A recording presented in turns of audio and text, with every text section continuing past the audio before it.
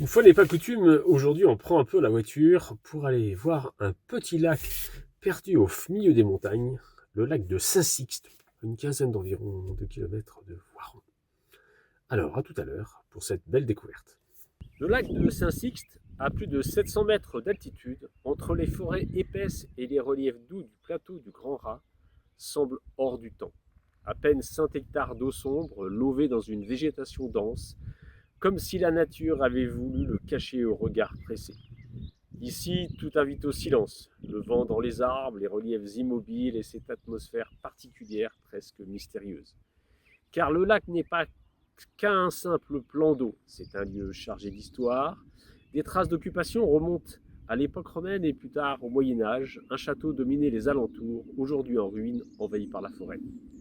Mais ce sont surtout les légendes qui donnent au lieu toute sa profondeur. On raconte que le lac est insondable, que ses eaux sombres cacheraient des vestiges oubliés, engloutis avec le temps. Certains parlent même d'objets, de souvenirs ou d'animaux disparus sous la glace lors des hivers un peu rudes. Et surtout, une rumeur persistante traverse les générations.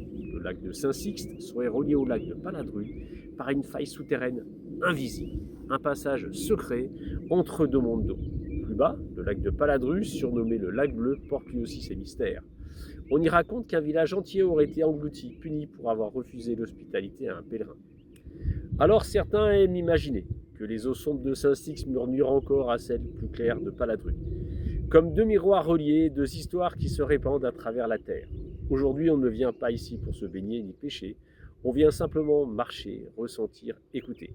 Parce que Saint-Sixte, c'est ça, un lac modeste mais profond, un lieu où la nature, l'histoire et les légendes se mêlent, et où, si l'on prend le temps, on a presque l'impression que quelque chose veille juste sous la surface. Voilà, c'est ici que se termine cette petite découverte. J'espère que cela vous aura plu et on se retrouve à très bientôt pour une nouvelle vidéo. Ciao, ciao!